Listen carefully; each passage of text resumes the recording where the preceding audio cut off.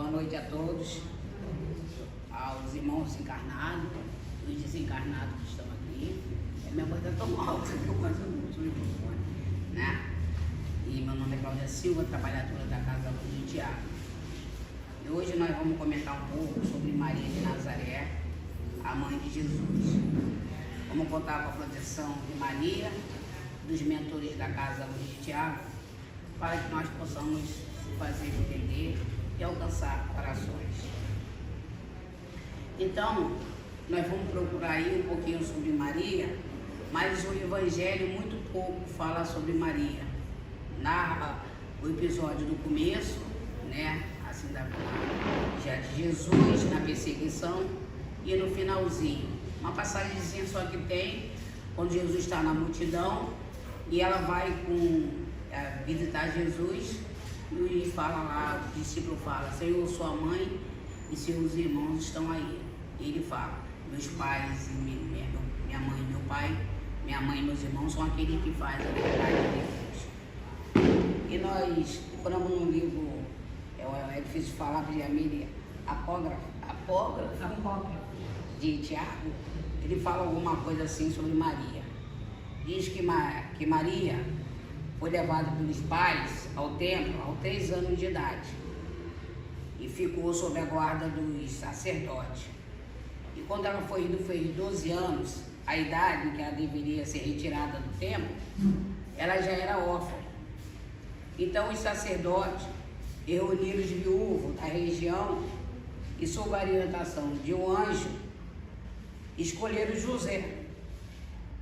José era um homem idoso e seu dever era proteger Maria, que era considerada pelos representantes judaicos uma enviada de Deus. Portanto, a mesma permaneceu intocável. Maria de Nazaré, uma das mulheres mais importantes de toda a história da humanidade, emblemática, impactante da era cristã. Não somente pela missão de trazer Jesus, mas pela forma como ela o conduziu, demonstrando amor, fé e sabedoria, mesmo durante o calvário do seu filho. Boa parte dos cristãos considera Maria uma santidade, outros apenas a mulher que trouxe ao mundo o Messias. Mas no mundo há um respeito pela personalidade de Maria de Nazaré. Então, naqueles dias, havia chegado os comentários que eu ouvi sobre Maria.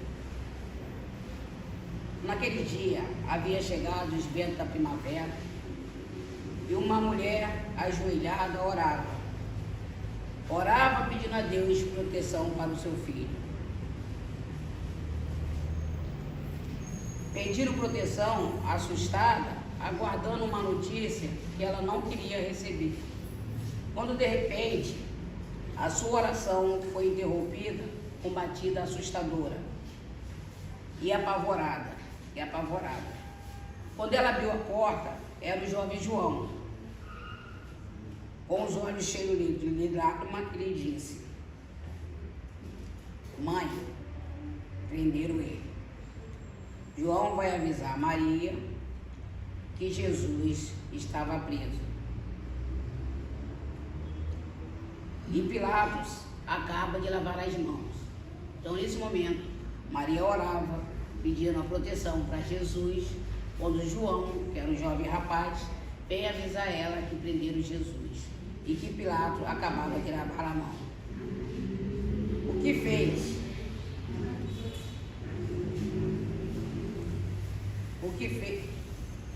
Lavar as mãos. O que me fez vir, e João fala, o que me fez vir até aqui para falar para a senhora. Maria olha para João e diz assim: João, leve-me até Jesus. João tenta suadi-la: não, mãe, não é uma boa ideia irmos a Jerusalém. Jerusalém está vigiada. Parece que tem ouvido em todas partes. Fiquemos em casa e eu lhe farei companhia. Ela não responde nada. Ela entra e volta com um manto sobre a cabeça, que lhe protegia do frio, e diz a João: João, ele é meu filho, e meu lugar é do lado dele. Eu não vou fazer escândalo. Eu vou apenas fazer companhia a Jesus, se caso ele precisar. Maria, quem sabe, oferecer a Jesus um olhar de sua mãe, para que ele ficasse tranquilo que ela estava ali. Maria conversa com Deus, pedindo que dê força e amparo a Jesus. E naquele momento da crucificação, ela pensa, veio um filme na cabeça de Maria, e ela pensa, cadê aquele pessoal lá do Sermão da Montanha? Cadê aquele pessoal que quando Jesus multiplicou o vinho? Cadê os cegos que ele curou? Cadê os leprosos? Todos abandonaram Jesus. Até os discípulos abandonaram Jesus, exceto um, João, que bota a mão no ombro de Maria, e Maria o abraça e chora, e olha a crucificação de Jesus e diz, meu filho, meu filho. E Jesus olha para Maria e diz, mãe, eis aí o seu filho, filho, eis aí a sua mãe. Nesse momento, é como se Jesus quisesse dizer para Maria que ela ainda tinha uma missão, que ela tinha muito o que fazer, que havia muitos que ainda precisaria dela. E assim, ela assiste calada à crucificação de Jesus. Desta forma, ela está mostrando para nós que ela não é qualquer espírito, qualquer criatura que está naquela missão grandiosa de gerar em seu ventre a criatura mais iluminada que já passou aqui pela terra, o nosso Mestre Jesus, o único Espírito perfeito e puro que já passou pela terra, o Espírito que nós temos conhecimento, é o mais perfeito. Nós procuramos na literatura espírita a doutrina que mais explica a respeito da mulher, o sagrado feminino. Kardec diz que essa missão só poderia ser dada a um espírito maculado, limpo, para encarnar na terra e desempenhar essa missão de ser a mãe de Jesus. Maria é um espírito que não tem traço de mancha alguma.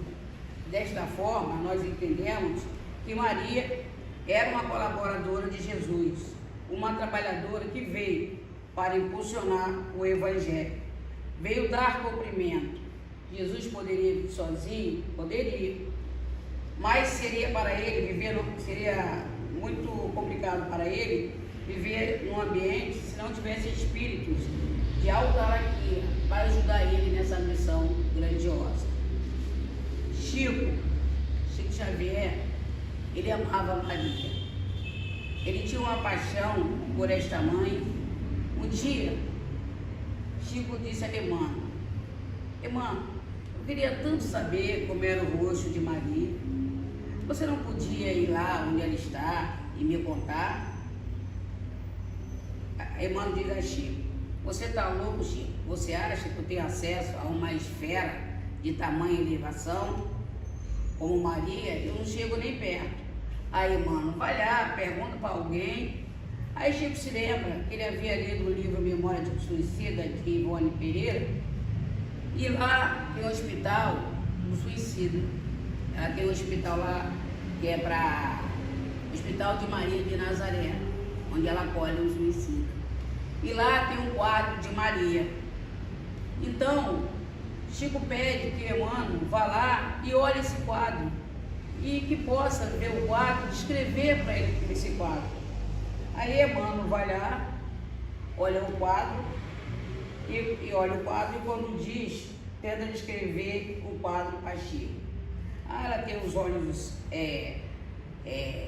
radiantes, ela tem o cabelo longo. Chico disse, Emmanuel, eu não estou entendendo nada, eu não estou conseguindo captar. Aí Emmanuel disse, Chico, vou fazer o seguinte, você contrata um profissional e vamos fazer um retrato falado. Então, Chico contrata o profissional e Emmanuel vai lá no Hospital de Maria de Nazaré, vai vendo o retrato e vai passando para Chico. E Chico vai descrevendo o profissional como era o retrato. Aí Emmanuel vai, tem dúvida, volta. Foram 20 sessões para conseguir retirar o rosto de Maria. Então nós espíritas, o retrato que nós temos mais a ser aproximado de Maria é esse que a Meli vai mostrar aqui. Esse retrato está lá no Hospital Maria de Nazaré, onde ela acolhe os discípulos. Fala também.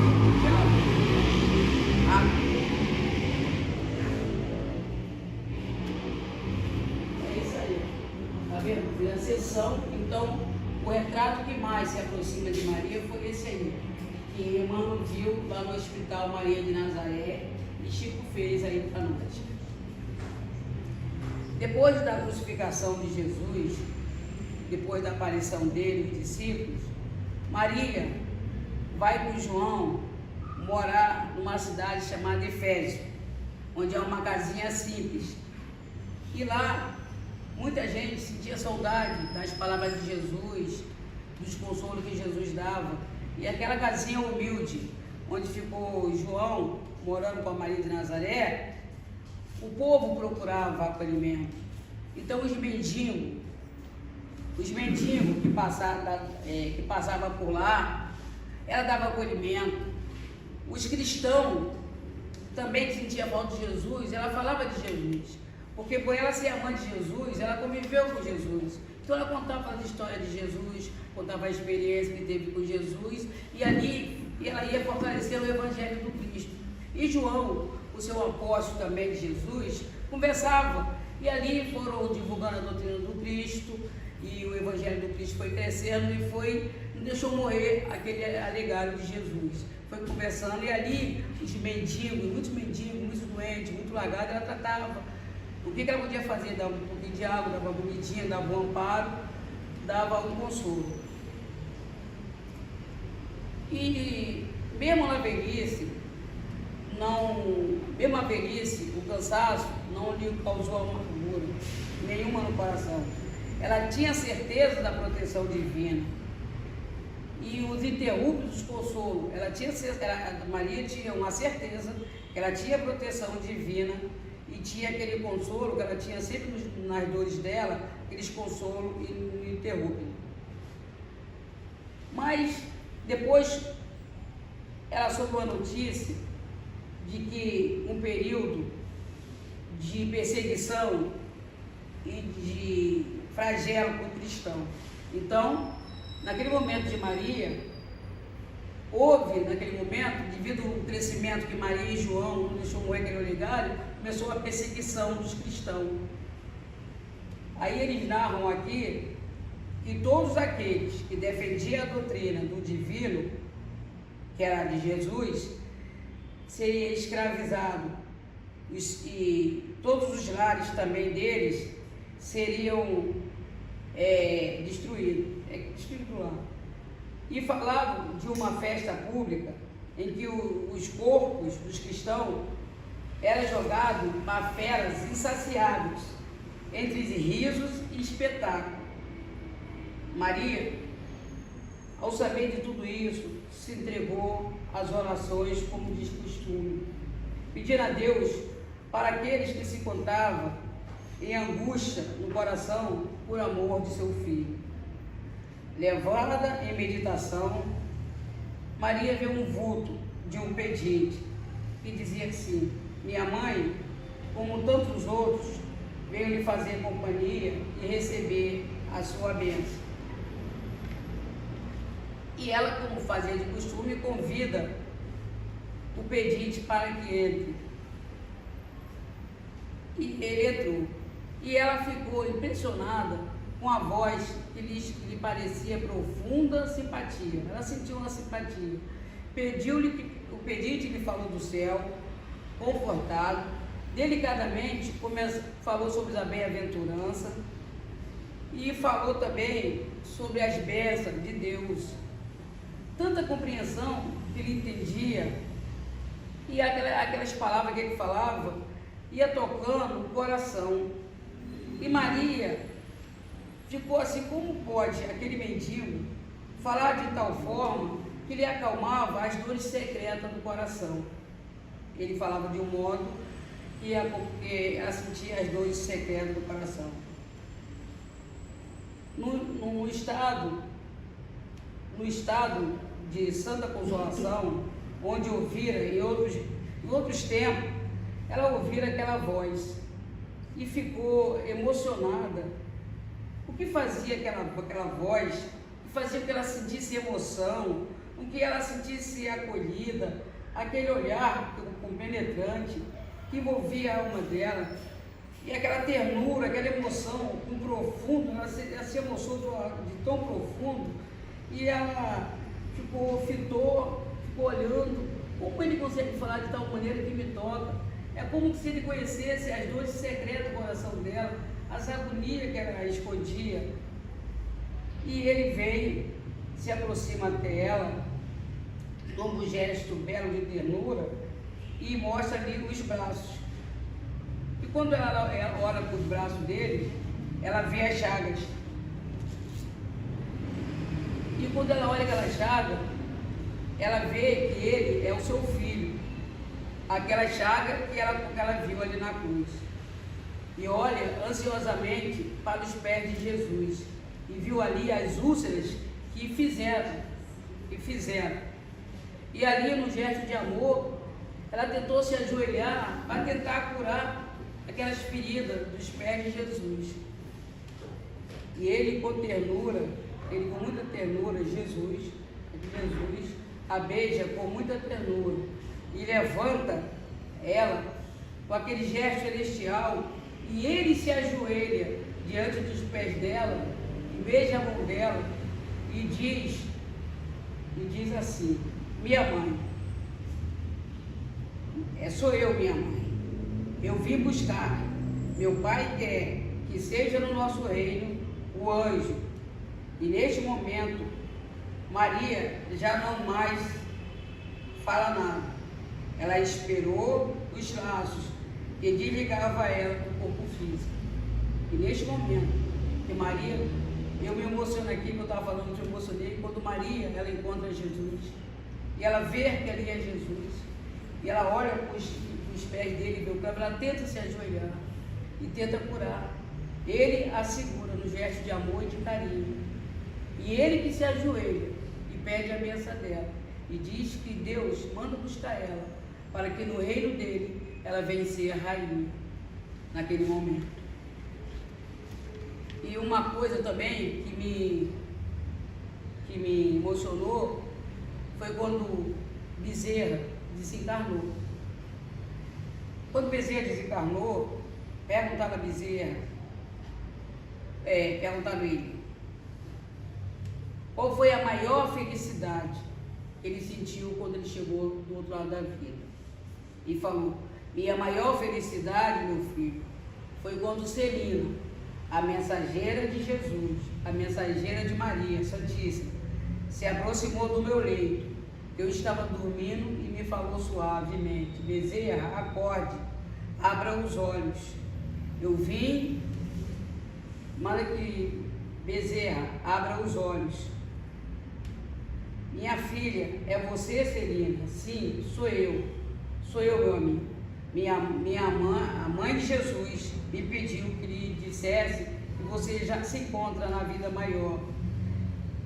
Portanto, se encontra a vida maior da imortalidade. Agora Bezerra desperta feliz. Chegaram seus familiares, seus parentes e ali espíritos de outras esferas para saudar. Porém, ele ouve os murmúrios do lado de fora e fala para a Celina: que é esse murmúrio aí fora, do lado de fora? E ele pede Celina que a leve até a sacada. E quando ele chega lá, ele vê multidões de lágrimas que choram, saudando a Bezerra de Menezes. Então, quando eu falo de Celina, porque Celina é a mensageira de Maria de Nazaré. Quando nós oramos e pedimos a Maria de Nazaré, é Celina que veio executar as tarefas de Maria. Então, não podemos falar de Celina se não falar de Maria, se não falar de Celina. E Bezerra, pergunta para a Celina, quem são esse pessoal que está aí fora? Aí, eu não conheço, aí ela explica. Em suas sessões mediúnicas, as suas palavras caíam como bálsamo na ferida de saga viva dos esquecidos da terra, dos estragados do mundo. O que você estimulou são eles que vêm te saudar da eternidade. E o Dr. Bezerra fica feliz de ver que foi, de tudo que ele fez aqui na terra, e foi recebido o reconhecimento. E Chico Xavier, ele narra também um trecho aqui, em que uma mãe foi procurar Chico Xavier pedindo consolo para o seu filho que tinha desencarnado, mas ela não conseguia receber essa mensagem que fizesse com que ela se acalmasse aquela dor do coração, aquela dor aflita. Então, o Chico passa para ela e diz, Chico, olha o conselho que ele diz para ela: você não recebeu o recado, confie em Maria, peça a ela que lhe ajude, porque só uma mulher com coração de mulher, que também perdeu um filho, sabe a dor que você está sentindo, ela vai lhe ajudar. Então, Chico dá esse consolo para Maria, porque Maria, ela perdeu um filho, ela sofreu a dor que uma mãe sente quando perde seu filho, e ele manda que nós pedimos a Maria. Eu sou muito devota de Maria. Nos meus momentos de aflição, de dor, eu recorro a Maria. Então eu tenho passado momentos muito difíceis na minha vida. E nós temos também aqui uma obra que é mais importante do movimento espírita, é Memória de um Suicida, também, que narra o Hospital de Maria de Nazaré. Esse é o hospital que ela tem lá, onde ela acolhe o suicida.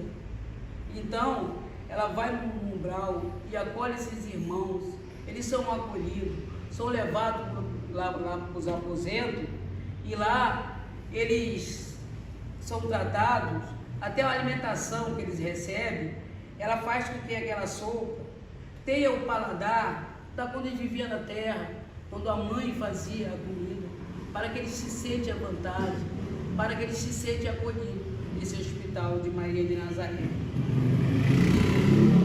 Eu, quando estou no meu momento de muita dificuldade, de muita dor, eu me recorro a Maria de Nazaré. Então, eu quando vou para o meu trabalho, tenho uma prece de Maria, que eu fico escutando, e queria que vocês também escutassem essa prece. Eu, quando fui fazer essa palestra aqui, foi uma palestra muito difícil, mas eu senti muito a presença de Maria. Eu senti muito que eu não estava sozinha. Eu senti a presença dela e eu estava ali agora sentado, uma emoção me tocou e eu me descontrolei. Meu coração está acelerado e as lágrimas me vêm, eu não consigo controlar essa emoção.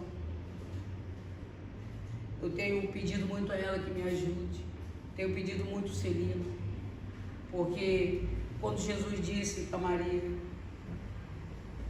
que eis aí o teu filho, eis aí a tua mãe, a gente, nesse momento, ele autoriza a Maria que cuide de nós, que nos tenha como filho. Eu tenho tido muita experiência com Maria, então falar de Maria para mim foi muito emocionante. Eu tinha muito para falar, mas o coração está acelerado demais. Uma presença que me envolve nesse momento, que eu peço forças para conseguir de pé, de muita emoção. É como se essa casa estivesse lotada com nossos irmãos, e Maria e Celina estivesse presente nesse momento. Então eu peço a Maria, como Jesus, que quando chegou perto dela, ela disse: quem é esse que conhece as dores secretas do coração dela? Eu peço a Ele também, que conhece as nossas dores secretas dos nossos corações, que nós estamos aqui nesse momento, e que nos envolva no seu manto de amor e de luz. E que esses irmãos que Bezerra cuidou, que estava aqui chamado dos largados, dos esquecidos, que estão nessa casa aqui, que não estão visíveis aos nossos olhos, mas estão visíveis aos olhos de Deus. E eu me emocionando de tal maneira que eu não consegui conter a emoção, que eles possam ser também acolhidos e amparados por Maria de Nazaré, que eles possam ser levados a esse hospital, onde vão receber toda a ajuda, todo o amparo necessário. E como eu também, muitas vezes, dizia quando eu vi ser espírita, eu não merecia estar numa casa dessa. Eu não podia ficar nessa casa. Nós podemos sim. Todos nós merecemos estar numa casa dessa. Todos nós merecemos uma chance. Porque eu me inspiro em Paulo de Tarso, quando ele se encontrou com Jesus. Quem leu o Evangelho de Jesus sabe tudo que Paulo de Tarso passou, que Paulo de Tarso fez. E na hora que ele encontrou Jesus, ele perguntou: mestre, o que queres que eu faça? Então, que todos vocês merecem sim estar nessa casa. Vocês merecem a oportunidade que Jesus está lhe dando. E aproveitamos este momento bendito, que o planeta está passando de prova e expiação para planeta de regeneração. E que Maria, que está agora com seus lanceiros de Maria, conhecido como servo de Maria, como lanceiro de Maria, aproveitar esse momento para que vocês aceitem ser recolhidos, aceitem essa oportunidade bendita, porque já não há muito tempo. É o momento de nós fazermos escolha. E nós sabemos que só o amor, ele é capaz de conquistar até os aparentemente inconquistáveis. Então que nós estamos numa casa dessa, nós não podemos entender o tamanho de oportunidade que é estar dentro de uma casa dessa, desse momento em que Celina e os lanceiros de Maria estão aqui, e nós aproveitamos essa oportunidade, e vocês aceitem essa oportunidade bendita, e serão levados a esse hospital de Maria de Nazaré. Lá vocês terão um quarto, terão uma alimentação, terão orientação, terão ajuda, terão amparo, porque a doutrina espírita, ela não vem julgar o que nós somos. A doutrina espírita, ela quer saber o que você pretende fazer daqui para frente, com essa oportunidade bendita que Jesus está nos dando, através de Maria de Nazaré. Então, são momentos que não vamos ter oportunidade de termos mais, porque o nosso tempo acabou. Então, que vocês aceitem essa oportunidade bendita, e que nesse momento que essa prece tiver, que vocês que quiserem aceitar, que acompanhem esse lanceiro de Maria, que vocês serão levados ao hospital e receberão toda ajuda, todo amparo necessário. Não importa o que você fez, não importa o que vocês são, não importa. Vê o que você esquecer agora, que essa oportunidade bendita de Maria, vocês possam acompanhar essa caravana e receber essa ajuda necessária, essa ajuda bendita.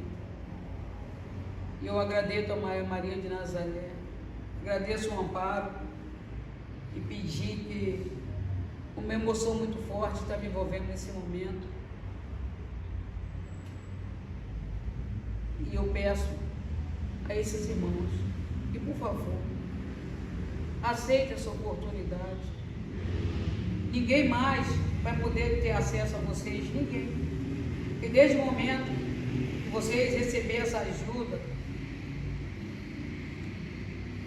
vocês estarão num plano maior, onde esses irmãos que são os cobradores não vão poder ter acesso a vocês.